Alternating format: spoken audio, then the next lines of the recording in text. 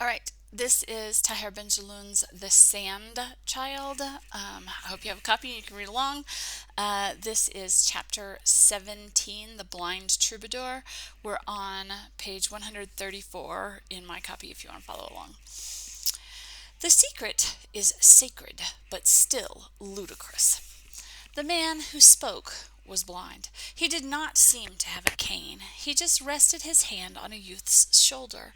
Tall and thin, wearing a dark suit, he came and sat at the table with the two men and Fatima. No one had invited him. He apologized, adjusted his dark glasses, handed a coin to his companion, telling him to go amuse himself, and then turned to the woman and said, "It's true. The secret is sacred. But when it becomes ludicrous, it's better to be rid of it. Now, you'll probably ask me who I am, who sent me, and why I have landed in your story like this. Let me explain. No, all you need to know is that I have spent my life of falsifying or altering other people's stories. Never mind where I come from. Besides, I couldn't tell you whether my first footsteps were imprinted in the mud of the eastern bank or the western bank of the river. I like to invent my memories in accordance with my listener's face. For in some faces a soul appears, and in others there is only a mask of wrinkled human skin, with nothing behind it. I admit that since becoming blind I have trusted my intuitions. I travel a great deal. Before, I just observed and recorded what I saw in my head. Now I make the same journeys and I listen. I prick up my ears and hear many things. Strange how the ear works. It seems to me to teach us more about things, how things are. Sometimes I touch people's faces to detect traces of soul on them. I have spent a lot of time with poets and storytellers. I collected their books, arranged them on my shelves, protected them. I even installed a bed in my place of work. I was a night watchman and also a watchman during the day. I slept surrounded by all those works. I was their vigilant friend, a confidant, and their betrayer. I come from afar, from another country, thrown into one tale by another tale. Your story, because it is not a translation of reality, interests me. I take it as it is, artificial and painful. When I was young, I was ashamed to be someone who loved only books, not a man of action. So, with my sister, I invented stories in which I spent my time fighting ghosts. I moved easily from one story to another without taking any notice of reality. Today I find myself like a thing set down in your tale, of which I know nothing. I was expelled, though the word is perhaps too strong, from a story that someone whispered in my ear, as if I were a dying man who had to be told something poetic or amusing to help him on his way. When I read a book, I settle in it. I can't help it. I said just now that I was a falsifier. I am the biographer of error and lies. I don't know what hands have pushed me in your direction. I believe they are those of your storyteller, who must be a smuggler, a trafficker in words. To help you, I'll tell you where I come from. I'll give you the last sentences of the story that I have lived, and then we may be able to solve the riddle that has brought you together. In a birdless dawn, the magician saw the concentric fire melt on the walls.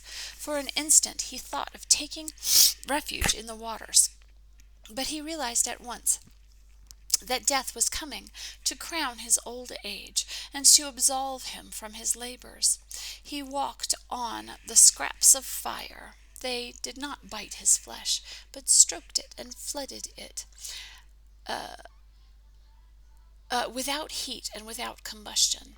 With relief, with humiliation, with terror, he realized that he too was an apparition, that someone else was dreaming him. I am that other, who has traveled through a country on a bridge linking two dreams. Is it a country, a river, or a desert? How would I know? On this April day in 1957, we are in Marrakesh, in a cafe whose back room is used to store sacks of fresh olives. We are near a bus station. It stinks of gas. Beggars of all ages come and go around us. They smell even more arid than yesterday. The call to prayer coming from a small mosque that must be at least 150 yards to my left does not move them. And why should they rush into a mosque? I understand them, but I can't do anything for them. For a long time, my conscience troubled me when I traveled in poor countries. Eventually, I got used to it. I no longer feel anything. So we are in Marrakesh, and then in the heart of Buenos Aires, whose streets I once remarked are like the entrails of my soul, and those streets remember me well. I came bearing a message. One day a woman, probably an Arab, of Islamic culture in any case, introduced herself to me. She was recommended, it seems, by a friend of whom I had heard no news for a long time. At the time I was not yet blind, but my sight was fading rapidly, and everything seemed to me to be vague and hatched. So I cannot describe this woman's face. She was thin and wore a long dress. What I do remember very well, for it struck me greatly at the time, was her voice. I have rarely heard a voice at once so deep and so shrill. Was it the voice of a man who had undergone an operation on his vocal cords, or the voice of a woman wounded in her life, or of a prematurely aged, castrated man?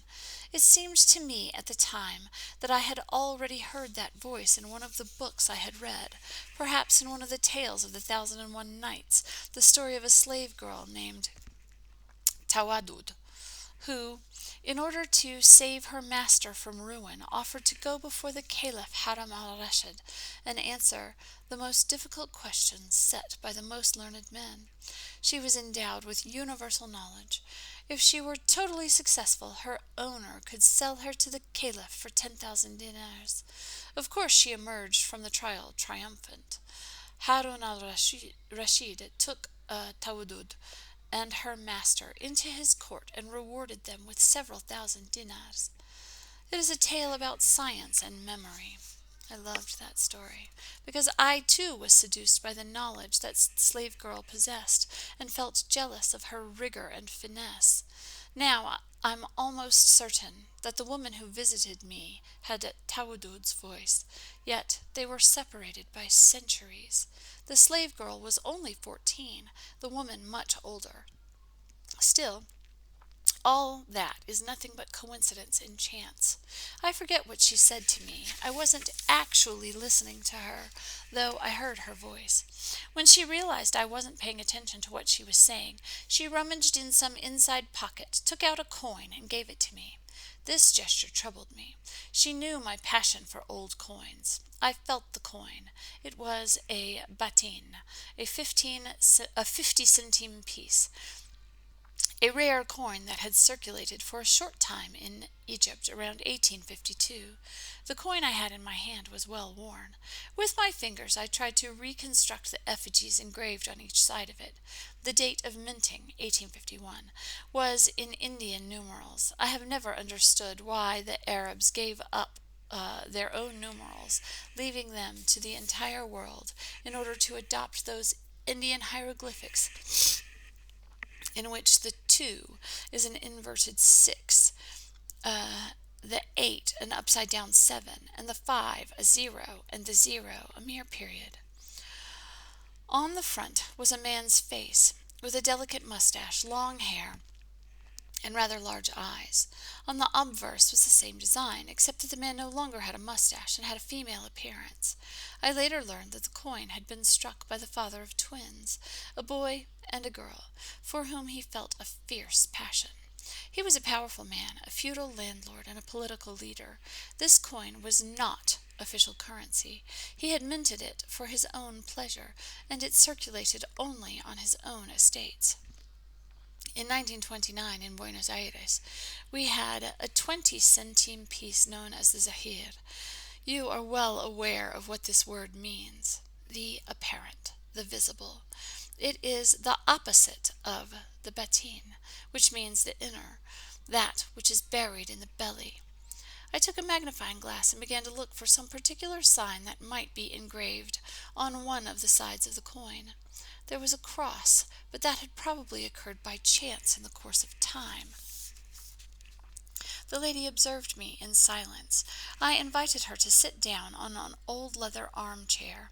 She formed a small, compact figure as she sat there. When her eyes were not watching my hands, feeling the coin, they roamed around the book-lined room. She seemed to be counting the books, and I noticed that her head followed the movement of her eyes.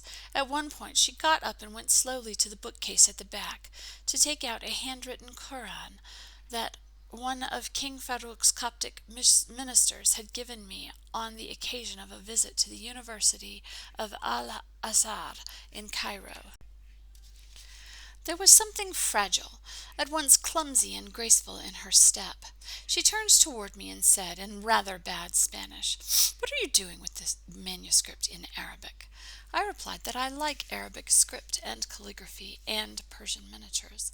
I even told her that at least once a year I went to Cordoba to wallow in nostalgia for an earlier, happier Andalusia. I told her, too, that all the translations of the Koran that I had read had given me a powerful intuition that the Arabic text must be sublime. She nodded agreement and quietly began to read a few verses. It was a sort of murmur, something between chant and lament. I left her there, plunged in the book with the beatitude and passion of someone who had found what he had been looking for a long time. I thought of playing for her a recording of Sheikh Abdesmed chanting the 9th Surah, Repentance, but changed my mind. What an odd situation! I felt as if I were in a book, one of those picturesque characters who appear in the middle of a story to throw the reader off the scent. Perhaps I was one book among the 1,000 pressed together in that library where I had long ago come to work. Besides, a book, at least that's how I see it, is a labyrinth created on purpose to confuse men, with the intention of ruining them and bringing them back to the narrow limits of their ambitions.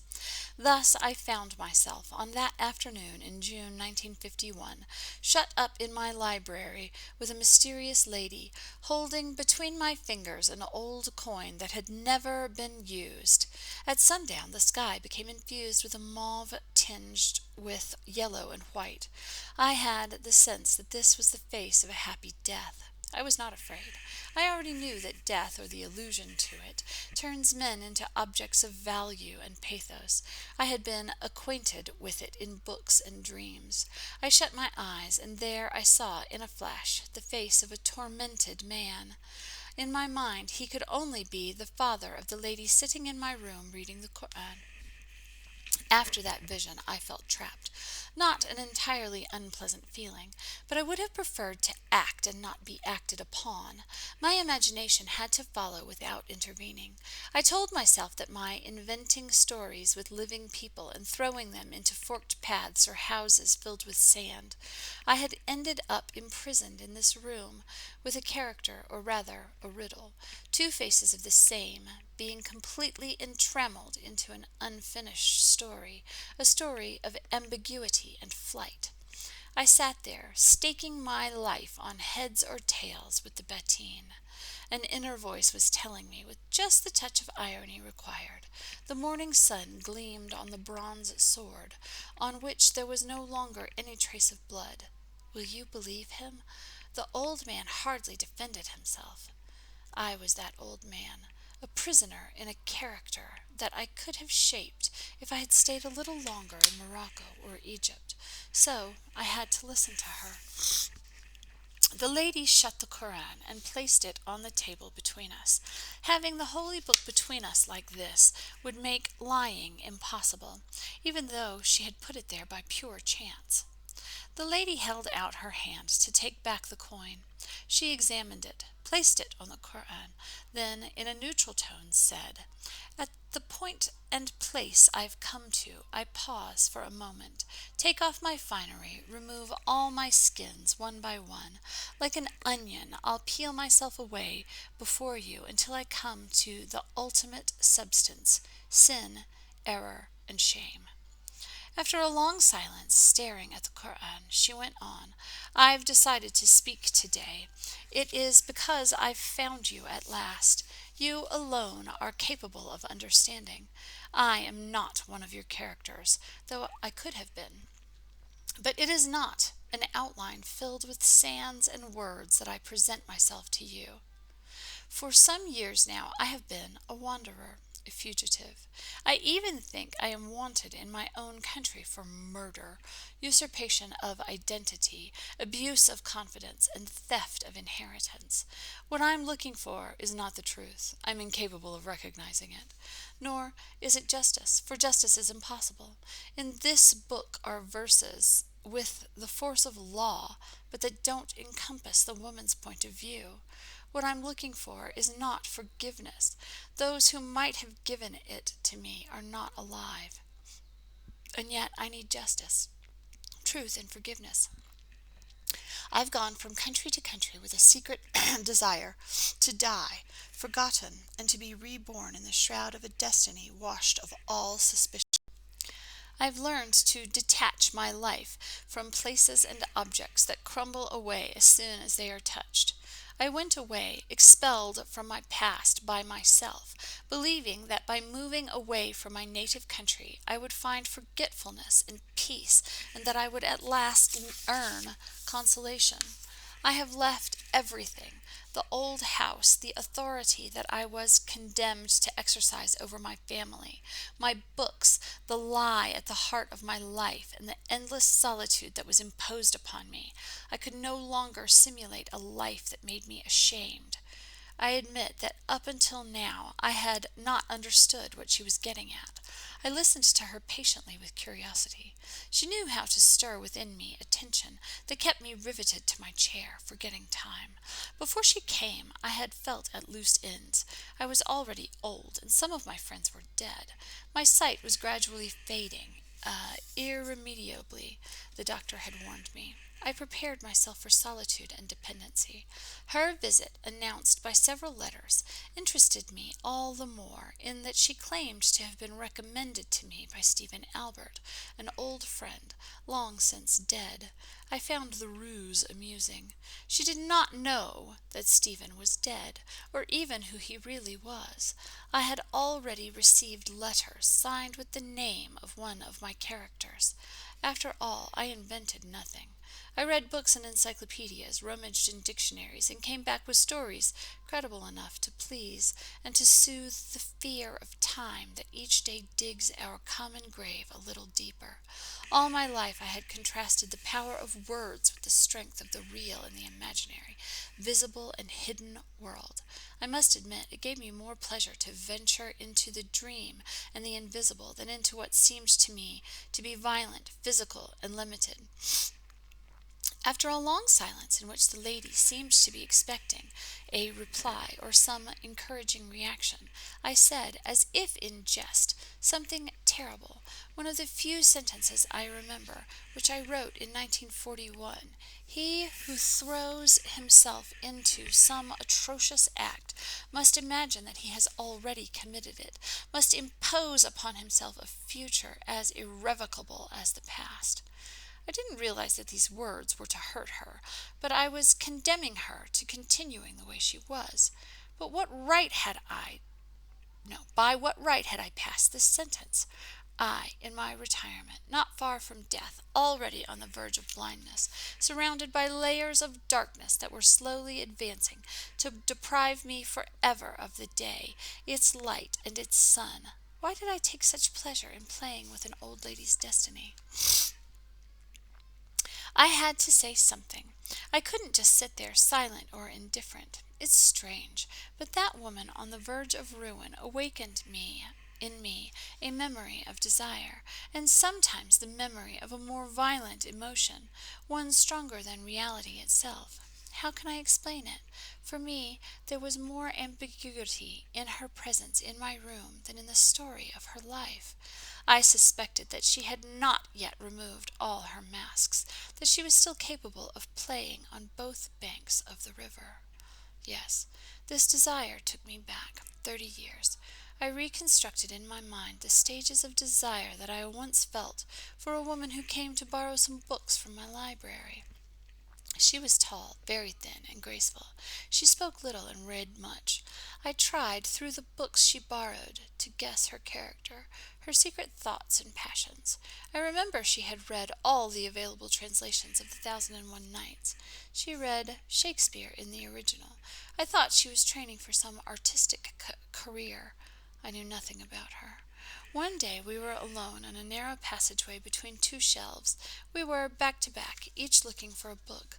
She turned toward me, and by a strange and happy coincidence, our hands fell almost simultaneously on the same book, Don Quixote. I was secretly getting it for her, not to introduce her to something new, but to suggest she reread it. Our two bodies were so close to each other that I felt rise up inside me a wave of warmth, of a kind that shy people know only too well. Her hair brushed across my face. She went off with the book, and I never saw her again. Sometimes I think about her and relive that disturbing moment. There are emotions that mark you for life, and ever since, without admitting it, I have looked for that face, that body, that furtive appearance. Now I have lost all hope of ever finding her again, and even if I did, I would be very unhappy. The image of this woman visits me from time to time in a dream that always turns into a nightmare. She walks slowly toward me, her hair wind-swept. She smiles, then runs off. Running after her, I find myself in a large Andalusian house with intercommunicating rooms. Then, just before leaving the house, and this is where the unpleasant part begins, she stops and allows me to approach. I have almost caught her when I realize that she is a man dressed as a woman, a drunken soldier.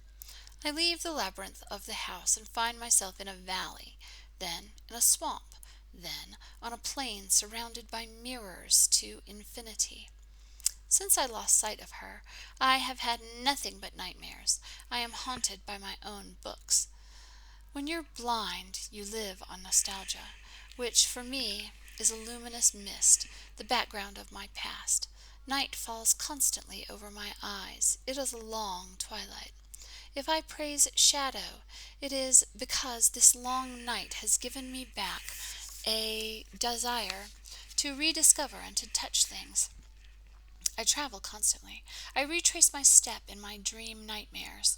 I travel to verify not the landscapes but the scents, the sounds, the smells of a town or country. I find any excuse to travel abroad. I have never traveled so much as since I went blind. I still think that everything is given to the writer for him to use, pain as well as pleasure, oblivion as well as memory. Perhaps in the end I shall know who I am, but that's another story. As this old man was speaking, his hands placed one on top of the other on his stick, he was gradually surrounded by people of all sorts. The cafe was becoming a kind of classroom, and he like a university professor giving a lecture to his students. People were fascinated by that sightless face, attracted, too, by his slightly husky voice. They listened to this visitor from another century, from a distant, almost unknown country. He had sensed from the first of those chairs, and then the silence that reigned in the cafe, that he had an attentive audience. At one point he stopped and asked, "Are you there? I came to this country driven by my solitude, and I am seeking you in the depths of the night, a princess who has escaped from a fairy tale.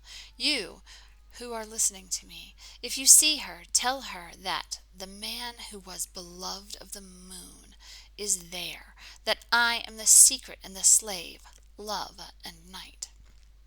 The audience remained silent. Suddenly a man got up and said, "You are welcome here. Tell us about this woman who gave you the coin. What did she tell you?" Another voice rose from the back of the cafe. "Yes, what did this woman tell you?" The blind man made a gesture for the audience to be patient, took a sip of tea, then resumed his story. "The woman was fearful. She tried not to show it, but one can sense such things. She must have been afraid, as if pursued by vengeance, bad conscience, or simply by the police. I don't know if she really had committed the crime of which she accused herself. I know that she had followed a stranger, an Arab from South America, an Egyptian or a Lebanese merchant who had come to buy carpets and jewelry. She left with him, believing that this would help her escape her past. For the man, it was a love story. For her, a way out. And yet she lived with this rich merchant for some years. She did not give him a child. The man was unhappy. Her life was a burden, and she often said, "I shall live to forget myself." Those same words. The man was a merchant, not a poet. He was overcome by her beauty and fragility. At first, she wanted him to help in his business. No, she wanted to help him in his business, but that annoyed him. She spent whole days in a big house situated in the northern quarter of Buenos Aires. She didn't tell me this, but I later learned from Fernando Torres, the author of Unfinished Report, that strange things had taken place in the Arab merchant's house. On her first visit, she spoke little. The second time, it was 17 days later. She spoke a little more, but revealed no secrets. She seemed to me to be someone on the run, wounded, on the edge of a cliff. She spoke of disappearing, of merging into the sand. She said that she was pursued, night and day, by the people she had injured. Then she stopped complaining. She added with a sigh, "After all, I don't even know who I am." What I remember of her confession is that she was guilty of at least 3 crimes: living someone else's life, leaving someone to die, and lying. This did not seem criminal to me. It seemed more like a riddle. I was fascinated by this woman. Long after her departure, I felt an urgent wish to look for her, speak to her, question her about her life. She cultivated mystery. She was perhaps the only one not to talk about labyrinths, mirrors, and tigers. In any case, she was the last face that my sight was to register for eternity. At the time, I was just 55. A whole part of my life had come to an end, for blindness is a closure, but it is also a liberation, a solitude favorable to inventions, a key and an algebra. I decided to change, not my perception, but my preoccupations. My life had been devoted mainly to books. I had written them, published them, destroyed them, read them, loved them. I had spent all my life in books. This woman, sent by a beneficent hand, came just before my night fell to give me a last image, to offer my memory her face, entirely turned toward a past that I could only guess at. I told myself that this was no accident, that it must be the work of some beneficent anonymous power. I was to carry into my subterranean journey an image of living beauty. I can say today that I have worked hard on that face, whose lines have often eluded me. Was it the image of an image, a mere illusion, a veil placed over a life, or a metaphor elaborated in a dream? I know that my interest in that face, in that intrusion into my exhausted privacy, gave me back my youth, the courage to travel and to go in search of something or someone. Before setting out on the trail of that face, I had to rid myself of a few secrets. I no longer had to keep them. I went to a place where the stream of Maldonado, it is now buried, passed and washed myself with the smooth stone, that very stone that replaces water for the ablutions of Muslims in the desert. I performed my ablutions, thinking of the friends who had gone and everything they had entrusted me with before their death. Only that Arab woman's secret remained there, in my rib cage. This alone protected me, and I knew nothing about it except the story of a disguise that turned out badly. The coin was a sign to guide me in my search.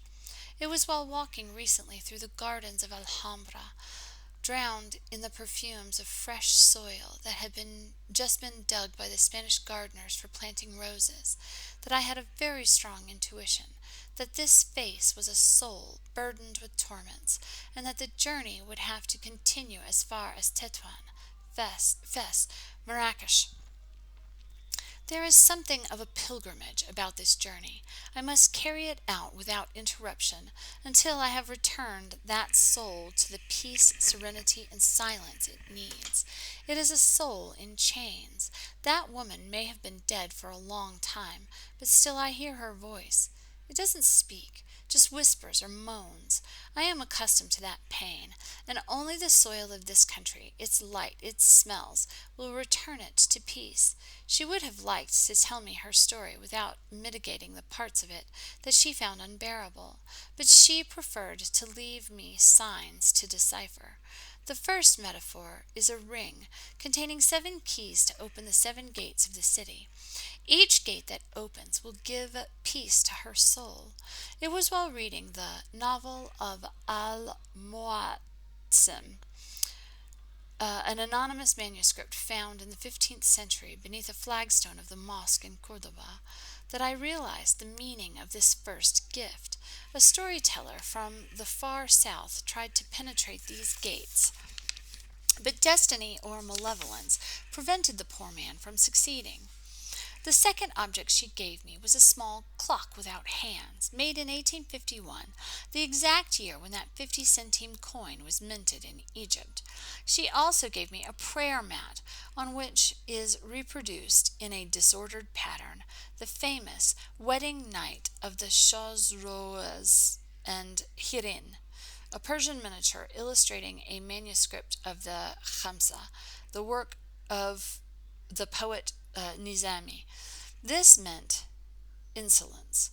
No good Muslim would ever say his prayers on an erotic design from the 17th century. I have tried to decipher the secret order relating the 7 keys, the clock, and the coin. I don't believe I have found it. However, the last thing she gave me was not an object, but an account of a dream that begins with a poem she attributed to Firdusi, who lived in the 10th century. I shall read you the poem as she wrote it out. In that closed body, he is a girl, whose face is more brilliant than the sun. From top to toe, she is like ivory, her cheeks like the sky, her waist like a willow. On her silver shoulders are 2 dark braids of hair, whose ends are like the rings of a chain. In that closed body, is an old worn face, a wound, a shadow, and a tumult, a body concealed in another body. As you may have realized, the poem has been altered. That is the extent of her distress. The dream leads us to the gates of the desert in that Orient imagined by the writers and painters. And that's the end of the chapter.